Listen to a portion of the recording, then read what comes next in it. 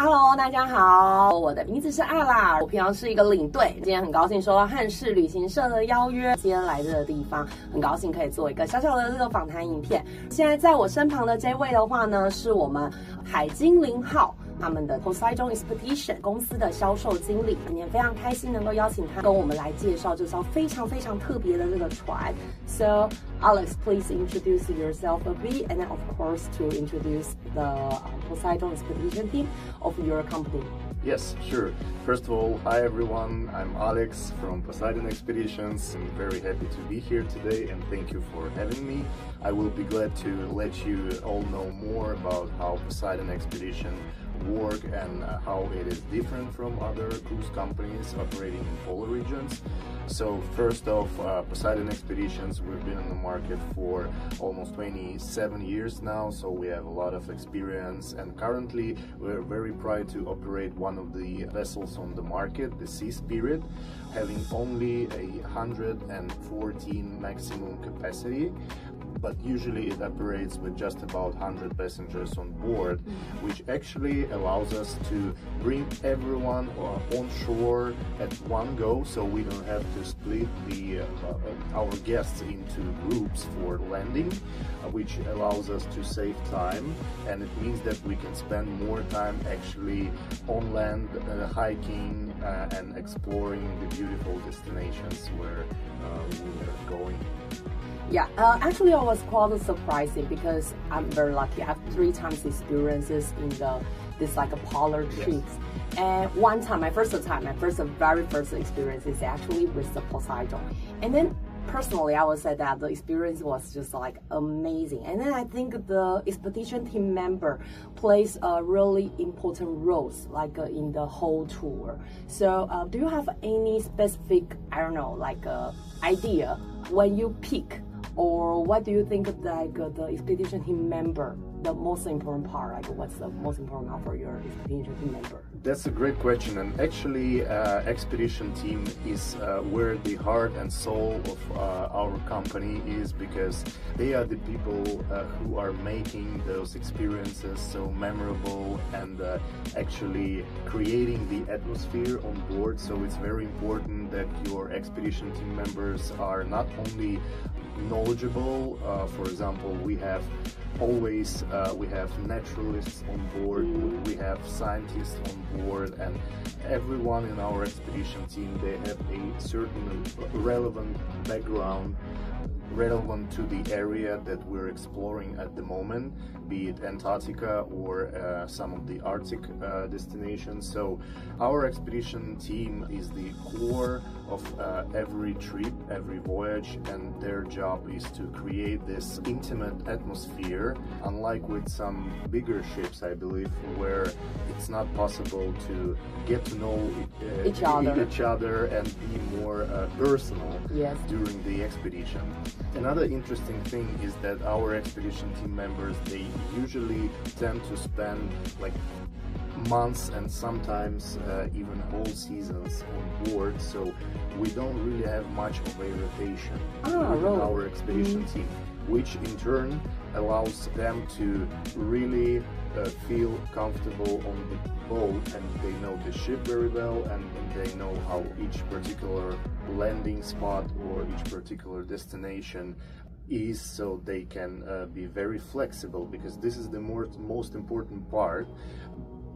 With the small ship like Sea Spirit, we can actually adjust to the ever-changing weather and ice conditions. So, for example, there are always plan A, plan B, and plan C, which means if this particular spot is not available for landing due to some weather conditions, we always know where to go. It allows us to reach the ultimate goal of every expedition on board Sea Spirit, to provide as many landing opportunities and different activities. That's amazing, because personally, like I feel like a expedition team member, they're like a storyteller. Of course, nowadays there are more and more companies, they try to market this, this like big pie. And then a lot of actually companies, they're always focusing on luxury, exclusive, this kind of like words. They use this kind of like words like to market it. of course it's important. And then as a client, for most of the people, it's their once in their lifetime experiences. So they definitely have the right to choose how luxurious this trip could be. But I think the most important part is like what you can bring it back home, like after the trip. And then personally, I feel like the Sea Spirit, all the team members on the Sea Spirits, they're very, very good storyteller. They really bring the whole ship being like one unit, and then everybody's being together. That's just amazing. But as a sales manager, who do you think that is your target audience? Like, who do you think that is suitable for this kind of like tour? Yeah, that's also a great question. Of course, everyone's welcome, but I would say that our the ideal audience for Sea Spirit is someone who's very curious and willing to emerge into this experience and really feel it and experience every aspect of something called an expedition cruise, because of course there are many options on the market and some of them even don't do any landings at all, because actually traveling to polar regions also means that there are certain restrictions and regulations, even though we have ships of hundreds of passengers on board there at the moment, but still you can bring more than 100 passengers on board on shore at one go, which means people who care more about the hardware, care more about the hotel part of such trips. So of course they might feel that Sea Spirit is not their best choice, but people who would really want to get the most of this trip, because as you rightly said, this is a trip for most people, it's a trip of their lifetime, because it's not very easy and not of very course. cheap to get and very far, actually, to be honest, very far. Yes.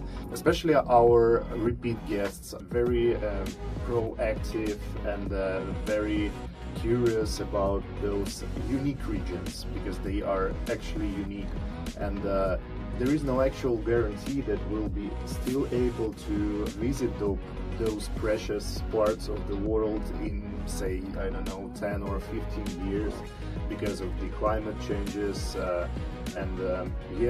we at Poseidon really don't want those regions to become like a mass market, attractions. So we think our approach is very reasonable, and we want to obey all the regulations and restrictions that are there, but still provide the most to every client in terms of the number of landings and activities and Zodiac cruises.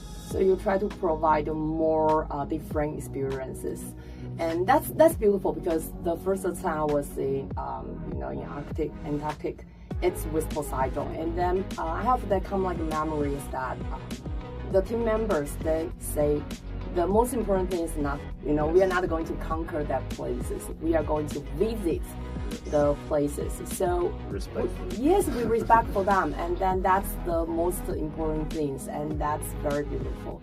So I really, I feel thankful to a team member, because that bring me very, very nice, the very first experiences. That's amazing.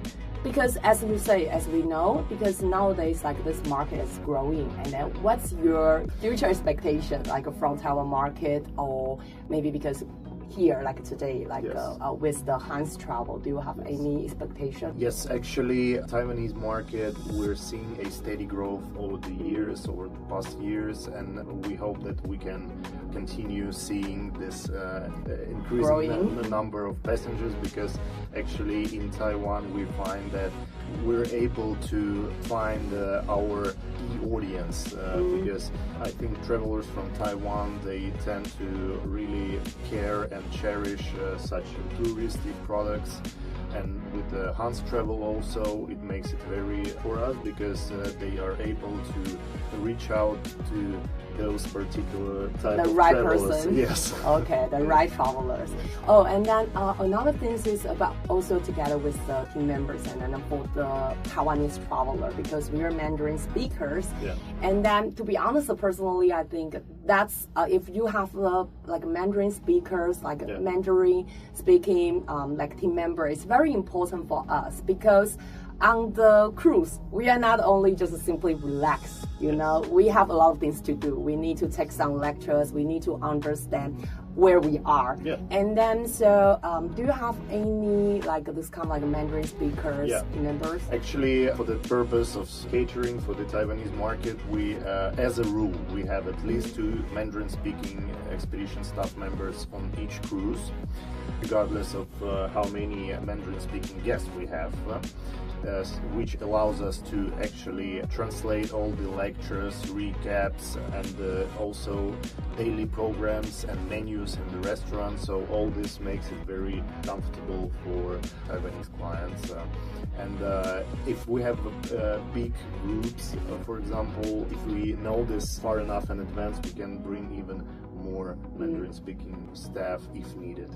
So we're quite flexible in this. Okay. Because I think my experiences with Seabreeze that time is like we have 4 Mandarin speaker team members. I was so shocked like when I was on board and then I saw everything is like in Mandarin. That's very fabulous. So it's like a 2 Mandarin speakers like a minimum. That's very nice. So you are very friendly to our, of course, to this market. 好，今天真的非常开心，就是我们可以邀请到 Alex 来到我们这边的现场。其实现在市场上对于南极旅游，就是也有越来越高的这个认知度。海精灵号是一艘非常特别的这个船，因为就像刚刚我们在前面 Alex 跟我们介绍的，这艘船它其实搭载的这个乘客人数是比较少的，所以它可以更极大化的，大家可以在南极，如果我们遇到有需要登陆，或者是我们要做巡游的时候，船上的这个乘客们，大家都可以在一次同时之间，我们大家可以一起就是去做登陆，可以最大化的大家在不管是你们在做任何活动的这个时间哦，那这个我想可能是海精灵号非常非常大的一个特色。那当然，其他他刚刚也有跟我们讲到，包含海精灵号上面他也都会有强调，都会有现在这个中文的这个探险队员，因为中文的旅游市场对于他们来讲是非常非常重要的。真的很开心，我们今天可以来到这边，然后邀请 Alex 来到这边，然后也期待大家未来呢能够再跟我们一起去到南极来旅游。Thank you, Alex, for coming today, and then hopefully next time, like we can meet in Antarctic or in Arctic, absolutely. Any polar region, right? Yes, thank you for having me, and we'll look forward to welcoming you on board Sea Spirit. Bye bye. Bye bye.